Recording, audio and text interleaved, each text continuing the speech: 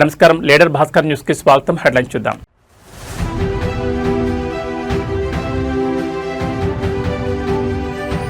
ఎర్రబస్సు రాని ఊరికి ఎయిర్పోర్ట్ వద్దన్న వారికి ఇదే గట్టి సమాధానం. పవన్ కళ్యాణ్ తీవ్ర వ్యాఖ్యలు.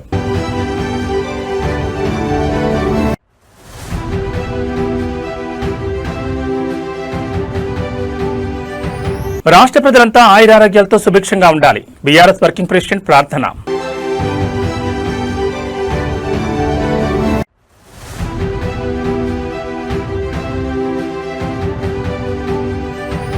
హైదరాబాద్ చంపాపేటలో జూనియర్ కాలేజ్ విద్యార్థుల గ్యాంగ్ వార్ కలకలం సృష్టించిన ఘటన.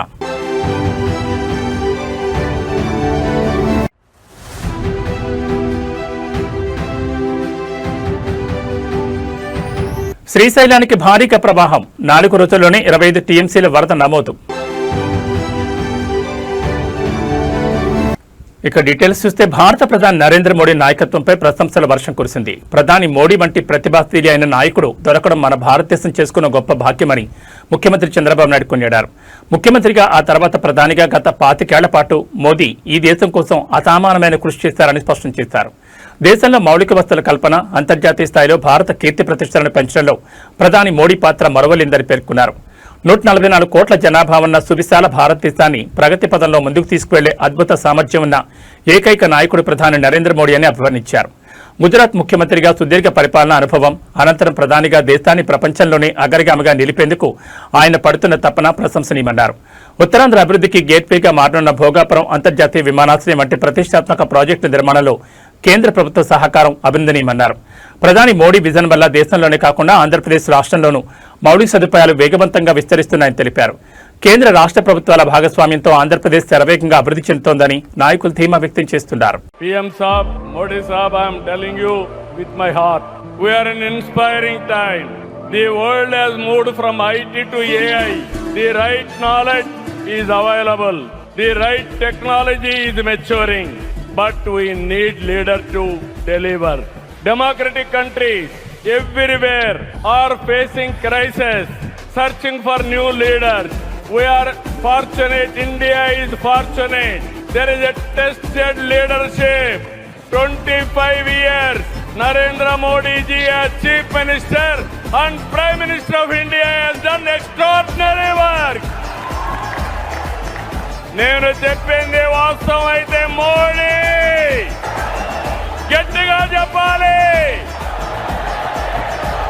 Modi is the only one leader in the democratic world with the knowledge, the technology and the ability to carry 144 crore people and make this nation forward. For the last 12 years, all of us have to compare tremendous track record, digital public infrastructure. Today I can say proudly, world largest digital transactions are happening not in America, not in China, but in India. That is the credit Narendra Modi ji has done. Uttarandhra మకుటాయమానంగా రూపుదిద్దుకున్న Alluri Sitaramaraju అంతర్జాతీయ విమానాశ్రయ ప్రారంభోత్సవ వేదిక AP ఉప ముఖ్యమంత్రి పవన్ కళ్యాణ్ తీవ్రస్థాయిలో విరుచుకుపడ్డారు. ఎర్రబస్సు రాని ఊరికి ఎయిర్పోర్ట్ ఎందుకు అని గతంలో ఎద్దేవా చేసిన వారికి ఈ రోజే భోగాపురం ఇంటర్నేషనల్ ఎయిర్పోర్ట్ గట్టి సమాధానమని స్పష్టం చేశారు. గతంలో వైఎస్ జగన్మోహన్ రెడ్డి ప్రభుత్వం ఉత్తరాంధ్ర ప్రగతిని అడ్డుకునేలా వ్యవహరించిందని పవన్ కళ్యాణ్ ఆరోపించారు. ఎర్రబస్సు కూడా సరిగా రాని ఊళ్ళో ఎయిర్పోర్ట్ అవసరం లేదంటూ ప్రాజెక్టును రద్దు చేయించాలని కోర్టులకెళ్లారని గుర్తు చేశారు. అభివృద్ధి నిరోధకులు ఎంత అడ్డంకులు సృష్టించినా ప్రజల ప్రయోజనాలే పరమావధిగా కూటమి ప్రభుత్వం ముందడుగు వేసిందని తెలిపారు. ప్రధాని నరేంద్ర మోడీ నేతృత్వంలోని ఎన్డీఏ కేంద్ర ప్రభుత్వం పూర్తి సహకారం అందించడంతోనే రాష్ట్రంలోని అత్యంత ప్రతిష్టాత్మకమైన అంతర్జాతీయ విమానాశ్రయం నిర్మాణం పూర్తయిందని కొనియాడారు. ఈ విమానాశ్రయం రావడంతో ఉత్తరాంధ్రలో పారిశ్రామిక వేగం పెరిగి వేల మంది యువతకు ఉపాధి అవకాశాలు లభిస్తాయని పవన్ విశ్వాసం వ్యక్తం చేశారు. కూటమి ప్రభుత్వ పాలనతో ఆంధ్రప్రదేశ్ మౌలిక వసతుల కల్పనలో దూసుకుపోతోందని నాయకులు ధీమా వ్యక్తం చేస్తున్నారు. పండ్లున్న చెట్టుకి రాళ్ళేస్తారంట. కష్టపడే కుటుంబ సభ్యుడు, తండ్రి కావచ్చు, పెద్ద కొడుకు కావచ్చు, అందరూ అతని మీద పడతారు. నువ్వు ఎక్కువ కష్టపడు, ఎక్కువ తిట్లు తింటావు. మనం ఎలాంటి పరిస్థితుల నుంచి వచ్చాం? భారతదేశం ఒక పరిస్థితిలో బంగారాన్ని కూడా తాకట్టు పెట్టుకునే పరిస్థితి వచ్చింది. అలాంటి పరిస్థితుల నుంచి దశాబ్దం పైనుంచి మూడోసారి ప్రధానమంత్రిగా ఆయన ఈ రోజున మన దేశాన్ని నడిపిస్తూ ఉన్నారు. అలాంటి ప్రధానమంత్రిని చాలామంది ఆయన మీద మాట్లాడుతూ ఉంటే, ఆయన్ని అనకూడని మాట్లాడుతూ ఉంటే నా గుండె కదిలించేసింది, నా కన్నీళ్ళు వచ్చినాయి, బాధ వచ్చింది. దేశం కోసం కష్టపడే వారికి ఇవా చివరికి మనం ఇచ్చేదే. కొత్త తరానికి ఏం తెలుసు? ఆయన పడ్డ కష్టం. ఒక్క రోజు కూడా సెలవు తీసుకోలేదు మన ప్రధానమంత్రి గారు. ఈరోజు పెట్టుబడులు వస్తున్నాయి మనకి, ఒక్కరోజు కూడా సెలవు తీసుకోలేదు.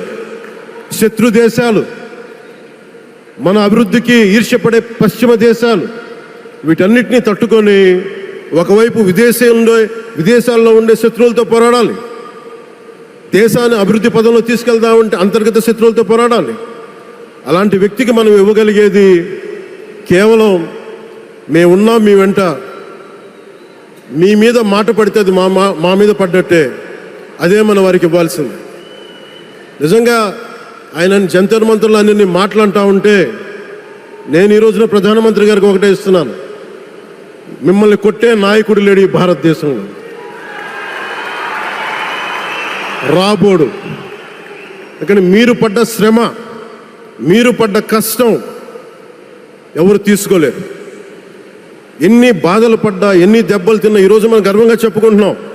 మన ఉత్తరాంధ్రకి ఎయిర్పోర్ట్లు వచ్చినాయి, ఇన్ని లక్షల పెట్టుబడులు వచ్చింది ఆంధ్రప్రదేశ్కి.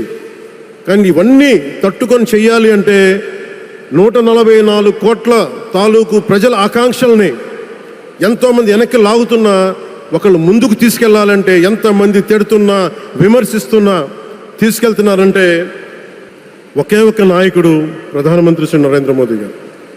నేను ఎందుకు తపన పడ్డాను, నేను అలయన్స్ కోసం ఎందుకు తపన పడ్డాను, మీ నాయకత్వం మాకు కావాలి ఎందుకు తపన పడ్డానంటే, ఈరోజు ఎయిర్పోర్ట్ ఆపేశారు. ఒక చిన్నపాటి ఎర్ర బస్సు కూడా రాని చోట ఎయిర్పోర్ట్ అవసరం లేదన్న వ్యక్తులకి సమాధానం ఇదే. ఇన్ని వేల మందికి ఇన్ని వేల కోట్ల పెట్టుబడి వచ్చింది అంటే ఆశీస్సులు కావాలంటే దేశం కోసం నిలబడే నాయకుడికి మన అండగా ఉంటే ఏం జరుగుద్ది అంటానికే ఈ భోగాపురం ఎయిర్పోర్ట్ ఈరోజు ప్రారంభోత్సవం నిలువెత్తు నిదర్శనం. సికింద్రాబాద్ ఉజ్జయిని మహంకాళి ఆషాఢ బోనాల జాతర అత్యంత కోలాహలంగా సాగుతోంది. ఈ సందర్భంగా బీఆర్ఎస్ వర్కింగ్ ప్రెసిడెంట్ కేటీఆర్ ఉజ్జయిని అమ్మవారిని దర్శించుకుని ప్రత్యేక పూజలు నిర్వహించారు. ఆలయ దర్శనం అనంతరం కేటీఆర్ అక్కడ మీడియాతో ముఖాముఖి మాట్లాడారు. సికింద్రాబాద్ ఉజ్జయిని మహంకాళి ఆలయానికి విచ్చేసిన కేటీఆర్ కు బీఆర్ఎస్ నాయకులు, ఆలయ అధికారులు ఘనస్వాగతం పలికారు. అమ్మవారి మూల విరాట్ను దర్శించుకుని మొక్కులు చెల్లించుకున్న కేటీఆర్ తెలంగాణ రాష్ట్రం సుభిక్షంగా ఉండాలని, ప్రజలంతా ఆయురారోగ్యాలతో వర్ధిల్లాలని ప్రార్థించారు. ఆలయ అర్చకులు కేటీఆర్ కు శేషవస్త్రం కప్పి వేదాశీర్వచనంతో పాటు అమ్మవారి తీర్థప్రసాదాలను అందజేశారు. దర్శనానంతరం మీడియాతో మాట్లాడిన కేటీఆర్ తెలంగాణ సంస్కృతి సాంప్రదాయాలకు బోనాల పండుగ ప్రత్యేకని కొనియాడారు. రాష్ట్రంలోని పాడి పంటలు సమృద్ధిగా పండాలని, రైతాంగం సంతోషంగా ఉండాలని అమ్మవారిని కోరుకున్నట్లు తెలిపారు. రాష్ట్ర ప్రజలందరికీ ఈ సందర్భంగా కేటీఆర్ బోనాల మహోత్సవ శుభాకాంక్షలు తెలిపారు. కేటీఆర్ రాకతో సికింద్రాబాద్ ఆలయ పరిసరాల్లో బీఆర్ఎస్ శ్రేణుల సందడి నెలకొంది. కానీ పెద్దలు కేసీఆర్ గారి నాయకత్వంలో ఆ రోజు మా తలసాని శ్రీనివాస్ యాదవ్ గారు, అదేవిధంగా మా హైదరాబాద్ నగరానికి సంబంధించిన శాసనసభ్యులు, అదేవిధంగా నాయకులు అందరూ కూడా వచ్చి ఇది తప్పకుండా మనం చేయాల్సిన పని అంటే కేసీఆర్ గారు చెప్పిన మాట ఒకటే, మనం తెలంగాణ సాధించిందే ఆ తల్లి ఆశీస్సులతో. అందుకే ఆ తల్లికి ఒక బంగారు బోనం కూడా సమర్పిద్దాం రాష్ట్ర ప్రభుత్వం తరఫున. దాంతోపాటు అత్యద్భుతంగా అధికారిక లాంఛనాలతో అధికారికంగానే మొత్తంగా మరి రాష్ట్ర పండుగగా ఈ కార్యక్రమాన్ని చేస్తామని చెప్పాము, చేసి చూపెట్టాము. ఇవాళ చాలామంది చాలా చెప్తుండొచ్చు, కానీ కేసీఆర్ గారు భారతదేశంలో మొట్టమొదటి ముఖ్యమంత్రి. యాదాద్రి లక్ష్మీనరసింహస్వామి దేవాలయాన్ని 1800 కోట్ల రూపాయలతో రాష్ట్ర బడ్జెట్ నుండి డబ్బులు కేటాయించి అత్యద్భుతంగా నిర్మించిన నాయకుడు కేసీఆర్ గారు. అట్లాగే హైదరాబాద్లోని ప్రతి గుడికి మా శ్రీనివాస్ యాదవ్ గారి నేతృత్వంలో ఆ రోజు రాష్ట్ర ప్రభుత్వం నుండి 25 కోట్ల రూపాయలు విడుదల చేసి ప్రతి గుడిలో ఉండే ప్రతి ఉత్సవ కమిటీకి, ప్రతి ఆలయ కమిటీకి డబ్బులు ఇచ్చి వారు ఎవరి దగ్గర చందా వసూలు చేసే అవసరం లేకుండా అద్భుతంగా ఆలయాల నిర్వహణ కానీ, పండుగల నిర్వహణ కానీ భక్తి ప్రపత్తులతో పూర్తి స్థాయి మరి ఒక దైవ సంకల్పంతో జరగాలన్న ప్రయత్నం చేసింది కేసీఆర్ గారు. ఈరోజు మేము ఆ తల్లిని అందరం కూడా సమిష్టిగా మొక్కుకున్నది ఒకటే, రాష్ట్రంలో వర్షాలు బాగుపడాలి, రాష్ట్రం కలకల్లాడుతూ ఉండాలి, రైతు ముఖ్యంగా సంతోషంగా ఉండాలి, రాష్ట్రం పచ్చగా ఉండాలి, శాంతి భద్రతలు సరిగ్గా ఉండాలి. ఆ తల్లి ఆశీస్సులు తన పిల్లలందరికీ కూడా ఉండాలని మనస్ఫూర్తిగా కోరుకుంటూ మీ అందరికి కూడా ధన్యవాదాలు. మీ అందరికి కూడా తల్లి ఆశీస్సులు ఉండాలని కోరుకుంటున్నాను.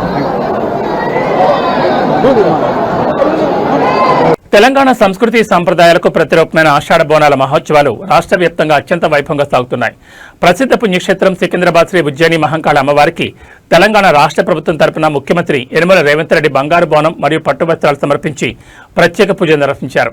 ఆలయ ప్రాంగణానికి చేరుకున్న ముఖ్యమంత్రి రేవంత్ రెడ్డికి అర్చకులు, అధికారులు వేద మంత్రోచ్చారణల నడుమ పూర్ణకుంభంతో స్వాగతం పలికారు. అనంతరం అమ్మవారి మూలవిరాట్కు బంగారు బోనం, పట్టు వస్త్రాలు సమర్పించిన సీఎం తెలంగాణ ప్రజల సంక్షేమం కోసం ప్రత్యేక ప్రార్థన చేశారు. ఈ కార్యక్రమంలో పలువురు మంత్రులు, ప్రజాప్రతినిధులు మరియు అధికారులు పాల్గొని అమ్మవారిని దర్శించుకున్నారు. ఈ సందర్భంగా సీఎం రేవంత్ రెడ్డి మాట్లాడుతూ అమ్మవారి దివ్య ఆశీస్సులతో రాష్ట్రంలో సమృద్ధిగా వర్షాలు కురిసి పాడి పంటలు పుష్కలంగా పండాలని ఆకాంక్షించారు. ప్రజలందరూ ఆయురారోగ్యాలు, సుఖశాంతులతో బద్దెల్లాలని ప్రార్థిస్తున్నట్టు తెలిపారు. రాష్ట్ర ప్రజలందరికీ బోనాల పండుగ శుభాకాంక్షలు తెలిపారు. అమ్మవారి దర్శనానికి భక్తులు భారీగా తరలి రావడంతో ఆలయ పరిసరాలు ఆధ్యాత్మిక శోభతో విలసిల్లుతున్నాయి.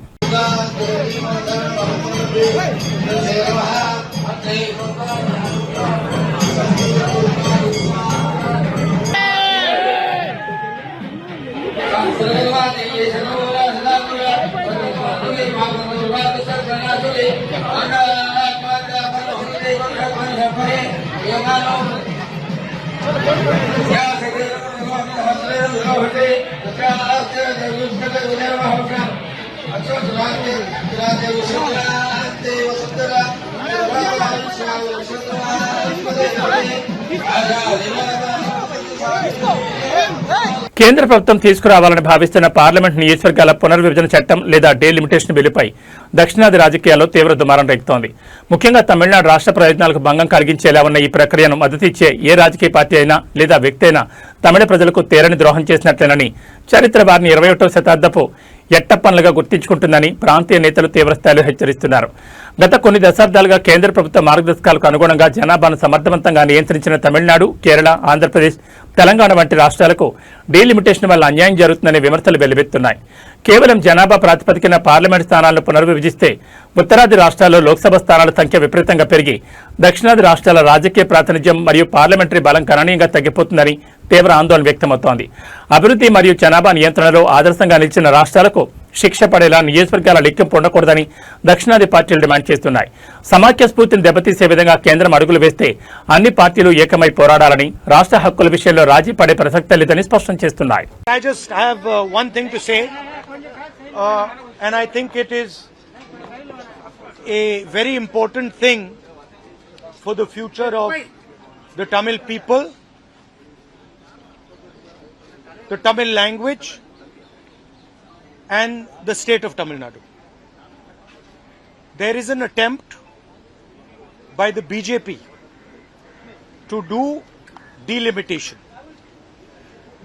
Delimitation is designed to disenfranchise, to take away power from the people of Tamil Nadu. This is a BJP conspiracy.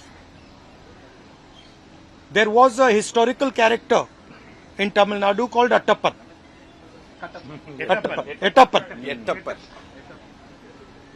Attappan is basically symbolic of the betrayal of the people of Tamil Nadu. Anybody who supports delimitation is betraying Tamil Nadu, is betraying the future of Tamil Nadu, is allowing the RSS and BJP to attack the people of Tamil Nadu and the future of Tamil Nadu, and is a Attappan. Is a 21st century Attappan. No Tamil person should support delimitation. Every single Tamil person should oppose delimitation. Every single Tamil party, national party, should defeat delimitation in the House. Thank you very much. Telugu రాష్ట్రాల్లో కృష్ణా, గోదావరి నదులు ఉగ్రరూపం దాలుస్తున్నాయి. ఎగువ ప్రాంతాల్లో కురుస్తున్న భారీ వర్షాలతో జలాశయాలకు వరద నీరు పోటెత్తుతోంది. జోరాల నుంచి 1.80 లక్షల క్యూసెక్ల నీటిని దిగువకు వదులుతుండటంతో ఒక్కరోజే శ్రీశైలానికి ఏకంగా 12.5 టీఎంసీల నీరు చేరింది. గడిచిన 4 రోజుల్లోనే శ్రీశైలం ప్రాజెక్టుకు 25 టీఎంసీల వరద నీరు చేరినట్లు అధికారులు వెల్లడించారు. మరోవైపు గోదావరి నది ప్రమాదకర స్థాయిలో ప్రవహిస్తోంది. భద్రాచలం వద్ద గోదావరి నీటి మట్టం 56.1 అడుగులకు చేరుకోవడంతో తీర ప్రాంత ప్రజలు భయాందోళన చెందుతున్నారు. ఇక దిగువన ధవళేశ్వరం బ్యారేజ్ వద్ద నిమిషానికి ప్రవాహం పెరుగుతుండటంతో అధికారులు సముద్రంలోకి ఏకంగా 13.16 లక్షల క్యూసెక్కుల వరద నీటిని లీక్ చేస్తున్నారు. ముందస్తు హెచ్చరిక అక్కడ రెండవ ప్రమాద హెచ్చరిక కొనసాగుతోంది. గోదావరి ఉధృతికి 6 వెలిన మండలాలు మరియు పలు లంక గ్రామాలు నీటి దిగ్బంధంలో చిక్కుకున్నాయి. రహదారులపైకి వరద నీరు చేరడంతో రాకపోకలు నిలిచిపోయాయి. బాధితులను సురక్షిత ప్రాంతాలకు తరలించేందుకు డిజాస్టర్ మేనేజ్మెంట్ బృందాలు, రెవెన్యూ మరియు పోలీసు యంత్రాంగం నిరంతరం శ్రమిస్తున్నాయి. నదీ పరివాహక ప్రాంతాల ప్రజలు అత్యంత అప్రమత్తంగా ఉండాలని అధికారులు హెచ్చరిస్తున్నారు.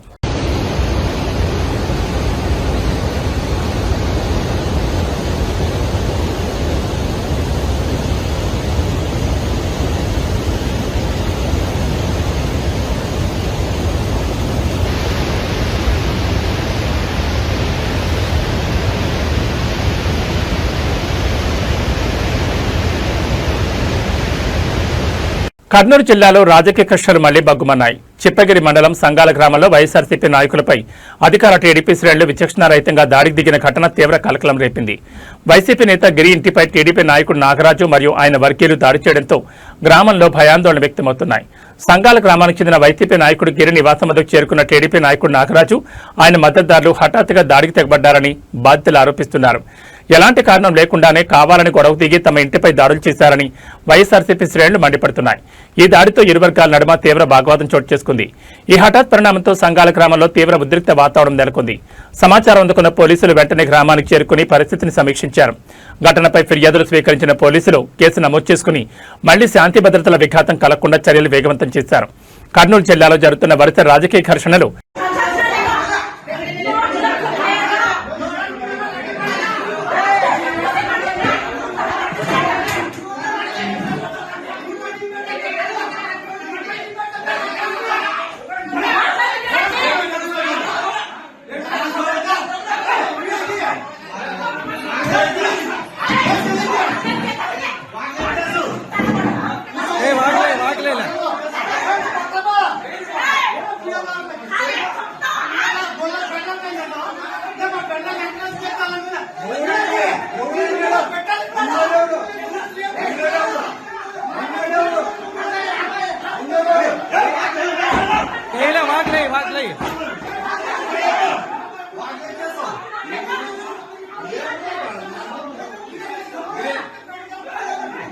ఏమో అరాచం చేసేకొచ్చినారు, ఏమో కొట్టకొచ్చినారంట. మరి ఇంక కొట్టు మరి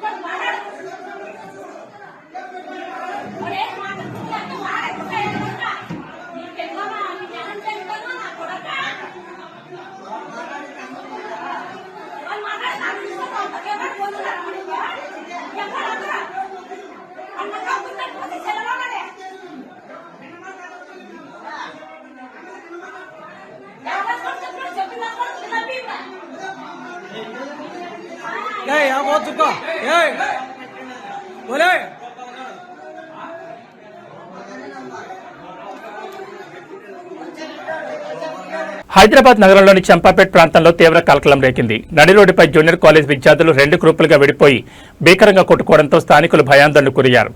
ఐరా జూనియర్ కాలేజ్ చెందిన విద్యార్థుల మధ్య రేకిన చిన్నపాటి వివాదం కాస్త గ్యాంగ్ వార్కు దారితీసిన ఘటన స్థానికంగా తీవ్ర సంచలనం సృష్టిస్తోంది. చంపాపేటలోని ఐరా జూనియర్ కాలేజ్ విద్యార్థుల మధ్య కొంతకాలంగా అంతర్గత విభేదాలు నడుస్తున్నట్టు తెలుస్తోంది. ఈ క్రమంలోనే కాలేజ్ వెలుపల రహదారిపై 2 వర్గాలుగా ఏర్పడి విద్యార్థులు విచక్షణారహితంగా పరస్పరం దాడులు చేసుకున్నారు. నడి రోడ్డుపై రౌడీలను తలపించేలా విద్యార్థులు కొట్టుకోవడంతో ప్రయాణికులు, వ్యాపారులు భయంతో వణికిపోయారు. వెంటనే అప్రమత్తమైన స్థానికులు సమయస్ఫూర్తితో పోలీసులకు సమాచారం అందించారు. సమాచారం అందుకున్న వెంటనే పోలీసులు సంఘటనా స్థలానికి చేరుకుని ఘర్షణకు దిగిన విద్యార్థులను చెదరగొట్టారు. ఈ ఘటనపై కేసు నమోదు చేసిన పోలీసులు ఘర్షణ గల అసలు కారణాలపై సమగ్ర విచారణ ప్రారంభించారు. కాలేజ్ యాజమాన్యం మరియు పరిసర ప్రాంతాల్లోని సీసీటీవీ ఫుటేజ్లను పరిశీలిస్తూ దాడులకు పాల్పడిన వారిని గుర్తించే పనిలో నిమగ్నమయ్యారు. విద్యార్థులు బాధ్యతారాహిత్య ప్రవర్తనపై నగరంలో సర్వత్రా ఆందోళన వ్యక్తమవుతోంది.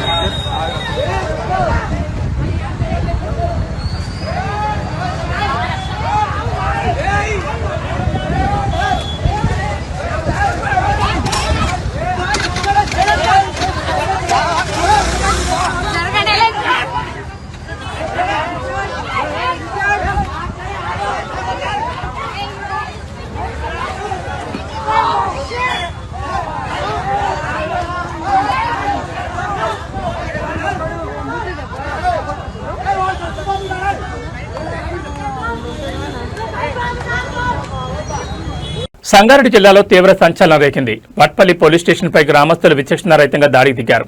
ఓ దాబాలో పనిచేసే బేరప్ప అనే యువకుడి అనుమానాస్పద మృతి చెందడంతో ఆగ్రహానికి గురైన గ్రామస్తులు, కుటుంబ సభ్యులు ఒక్కసారిగా police station ముట్టడించారు.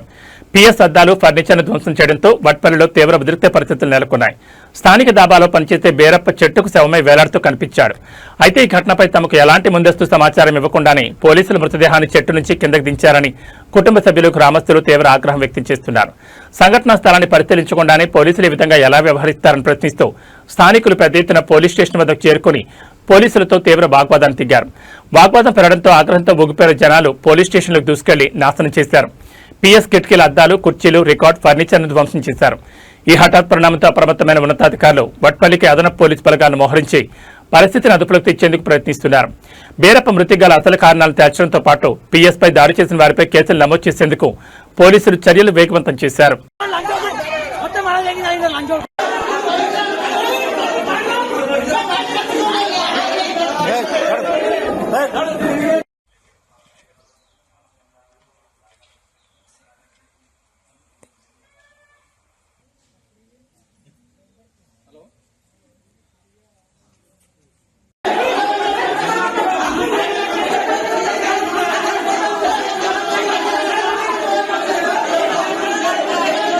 Team India star all rounder Hardik Pandya Tirumala Sri Venkateswara స్వామివారిని దర్శించుకున్నారు. ప్రముఖ మోడల్ మహికా శర్మతో కలిసి ఆయన తిరుమల క్షేత్రానికి విచ్చేశారు. ఉదయం స్వామివారి ఆలయంలో జరిగిన సుప్రభాత సేవలో పాల్గొని శ్రీవారి దివ్య ఆశీస్సులు అందుకున్నారు. తిరుమల పర్యటన సందర్భంగా హార్దిక్ పాండ్యా స్వామివారికి భక్తి శ్రద్ధలతో తలనీలాలు సమర్పించి నిలువు దోపిడీ చెల్లించుకున్నారు. గుండుతో కొత్త లుక్లో కనిపించిన పాండ్యా ఆలయ సాంప్రదాయ వస్త్రధారణతో స్వామివారిని దర్శించుకున్నారు. ఆలయ ప్రాంగణానికి చేరుకున్న ఆయనకు తిరుమల తిరుపతి దేవస్థానం అధికారులు, అర్చకులు వేద మంత్రోచ్చారణలతో ఘన స్వాగతం పలికి దర్శన ఏర్పాట్లు చేశారు. రంగనాయకుల మండపంలో అర్చకుల వారికి రంగుల శేషవస్త్రం కప్పి వేదాశీర్వచనం అందించగా టీటీడీ అధికారులు స్వామివారి శేషవస్త్రం, లడ్డూ ప్రసాదాలను అందజేశారు. హార్దిక్ పాండ్యా తిరుమలకు వచ్చారన్న సమాచారంతో ఆలయ పరిసరాల్లో అభిమానులు పెద్ద ఎత్తున వేచి చూసి ఆయనను చూసేందుకు ఆసక్తి చూపారు. కలియుగ దైవమైన తిరుమల వెంకన్న ఆశీస్సులతో రాబోయే మ్యాచ్ల్లోనూ హార్దిక్ పాండ్యా అద్భుతంగా రాణించాలని అభిమానులు ఆకాంక్షిస్తున్నారు.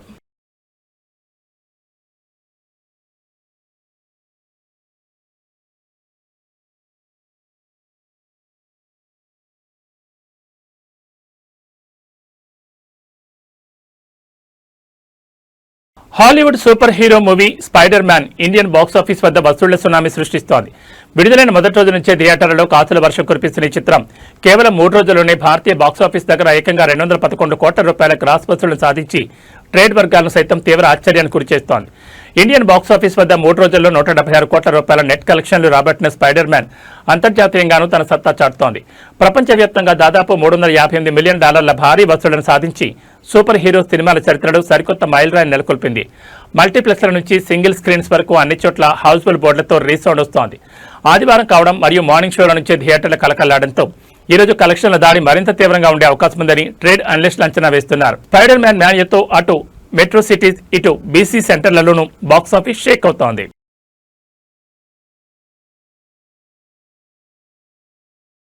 ఆంధ్రప్రదేశ్ రాష్ట్రంలో వాతావరణం ఒకసారిగా మారిపోయింది. సముద్రం నుంచి వీస్తున్న బలమైన తేమగాలుల ప్రభావంతో నైరుతి రుతుపవనాల్లో చల్లదనం పెరిగింది.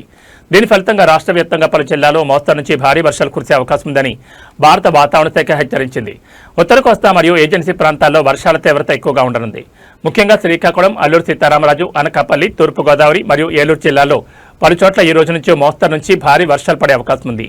వాగులు వంకలు ఉప్పొంగే ప్రమాదం ఉండడంతో లోతట్టు ప్రాంతాల ప్రజలు మరియు రైతులు అప్రమత్తంగా ఉండాలని అధికారులు సూచించారు. మరోవైపు విజయనగరం, పార్వతీపురం, మన్యం, పోలవరం, ఎన్టీఆర్, గుంటూరు, బాపట్ల, పల్నాడు మరియు కర్నూలు జిల్లాలో తేలికపాటి నుంచో మోస్తరు వర్షాలు కురిసే ఛాన్స్ ఉంది. వర్షంతో పాటు అక్కడక్కడ ఈదురుగాలులు మరియు పిడుగులు పడే అవకాశం ఉండడంతో చెట్ల కింద విద్యుత్ స్తంభాల వద్ద ఉండొద్దని వాతావరణ శాఖ అధికారులు హెచ్చరిస్తున్నారు. తీర ప్రాంత ప్రజలు మరియు మత్స్యకారులు సముద్రంలో వేటకు వెళ్లే సమయంలో జాగ్రత్తలు పాటించాలని అధికారులు సూచిస్తున్నారు.